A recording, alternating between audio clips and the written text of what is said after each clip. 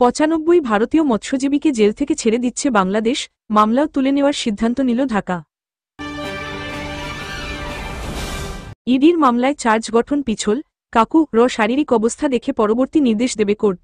নমস্কার, আপনারা দেখছেন মুর্শিদাবাদ নিউজ সংবাদ। আজকে তাজা কয়েকটি খবর। 2.5 মাস আগে বাংলাদেশের জলসীমায় ঢুকে পড়ায় কাকদ্বীপের 6টি ট্রলারকে আটক করেছিল বাংলাদেশের উপকূলরক্ষী বাহিনী। ওই ট্রলারগুলিতেই ছিলেন 95 মৎস্যজীবী, প্রত্যেককেই গ্রেফতার করা হয়। বাংলাদেশের জেল থেকে মুক্তি পেতে চলেছেন 95 জন ভারতীয় মৎস্যজীবী। প্রায় 2.5 মাস আগে বাংলাদেশের জলসীমার ভিতর ঢুকে পড়ায় কাকদ্বীপের 6টি ট্রলারকে আটক করেছিল বাংলাদেশের উপকূলরক্ষী বাহিনী। ওই ট্রলারগুলিতেই ছিলেন 95 জন মৎস্যজীবী, প্রত্যেককেই গ্রেফতার করা হয়। গত বৃহস্পতিবার বাংলাদেশের স্বরাষ্ট্র মন্ত্রণালয়ের জননিরাপত্তা বিভাগের উপসচিব লুৎফুন নাহার বিজ্ঞপ্তি দিয়ে জানান, ওই 95 জনের বিরুদ্ধে সামুদ্রিক মৎস্য আইন 2020 অনুসারে যে মামলা হয়েছিল তা প্রত্যাহারের সিদ্ধান্ত নিয়েছে অন্তর্বর্তী সরকার। আটক 6টি ট্রলারও ফেরানোর সিদ্ধান্ত নিয়েছে ঢাকা। কাকদ্বীপের মৎস্যজীবীদের বাংলাদেশে গ্রেফতার হওয়ার বিষয়টি জানার পরেই তাদের ভারতে ফিরিয়ে আনার বিষয়ে তৎপর হন মুখ্যমন্ত্রী মমতা বন্দ্যোপাধ্যায়। রাজ্যের তরফে কেন্দ্রীয় সরকারেরও দৃষ্টি আকর্ষণ করা হয়। মুখ্যমন্ত্রীর দফতর থেকে কাকদ্বীপের বিধায়ক মন্টুরাম পাখিরাকে ফোন করে ওই মৎস্যজীবীদের পরিবারের সদস্যরা কেমন আছেন সেই বিষয়ে খোঁজখবর নিতে বলা হয়। অন্যদিকে ভারতে আটকে থাকা 90 জন বাংলাদেশি মৎস্যজীবীকেও স্বরাষ্ট্র মন্ত্রকের তরফে ছেড়ে দেওয়ার প্রস্তুতি নেওয়া হচ্ছে বলে খবর। প্রাথমিক নিয়োগ দুর্নীতিকাণ্ডে ইডির মামলায় চার্জ গঠন প্রক্রিয়া পিছিয়ে গেল আদালতে। কালীঘাটের কাকু ওরফে সুজয়কৃষ্ণ ভদ্রের শারীরিক অসুস্থতার কারণে চার্জ গঠন প্রক্রিয়ার শুনানি সম্ভব হল না সোমবার। প্রাথমিক নিয়োগ দুর্নীতিকাণ্ডে ইডির মামলায় চার্জ গঠন প্রক্রিয়া পিছিয়ে গেল আদালতে।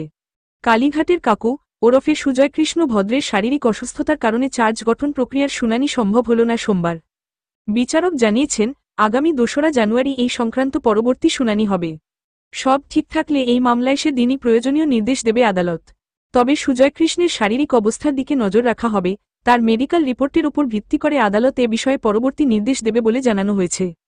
প্রাথমিকে ইডির করা মামলায় আদালতে চার্জ গঠনের প্রক্রিয়া আগেই শুরু হয়েছিল।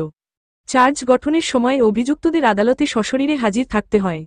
পরপর কয়েকদিন এই কারণে আদালতে গিয়েছিলেন কাকু কিন্তু সোমবার সকালে প্রেসিডেন্সি জেলের মধ্যে আচমকা তিনি অসুস্থ হয়ে পড়েন। জেল সূত্রে জানা যায়, তিনি সংজ্ঞা হারিয়েছেন। গুরুতর অসুস্থ অবস্থায় কাকুকে নিয়ে যাওয়া হয় SSKM হাসপাতালে। তার আইনজীবী সোমনাথ সান্যাল আদালতে আবেদন জানান, আলিপুরের একটি বেসরকারি হাসপাতালে নিয়ে গিয়ে কাকু-র চিকিৎসা করানো হোক।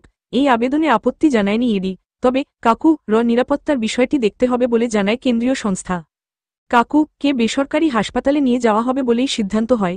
কলকাতা পুলিশকে তার নিরাপত্তা নিশ্চিত করার নির্দেশ দেয় আদালত। ওই হাসপাতালে এর আগেও কাকু-র চিকিৎসা হয়েছে, তার অস্ত্রোপচারও হয়েছিল ওই হাসপাতালেই। দীর্ঘদিন ধরেই অসুস্থ কাকু, জেল হেফাজতে তার চিকিৎসা চলছিল। জেলের হাসপাতালে ছিলেন দীর্ঘদিন। অসুস্থতার কারণে একাধিকবার আদালতের নির্দেশ সত্ত্বেও তিনি সশরীরে হাজিরা দিতে পারেননি। ইডির মামলায় কাকু জামিন পেয়ে গিয়েছিলেন, কিন্তু তাকে হেফাজতে নিতে চেয়ে আবেদন জানিয়েছিল সিবিআই। অসুস্থতার কারণে আদালতে সশরীরে হাজিরা দিতে না পারায় তার সেই সিবিআই হেফাজতও বারবার পিছিয়ে গিয়েছে। আদালতের নির্দেশে কিছুদিন আগে কাকুকে হেফাজতে নিয়েছিল সিবিআই, সেখান থেকে আবার তাকে পাঠানো হয় প্রেসিডেন্সি জেলে।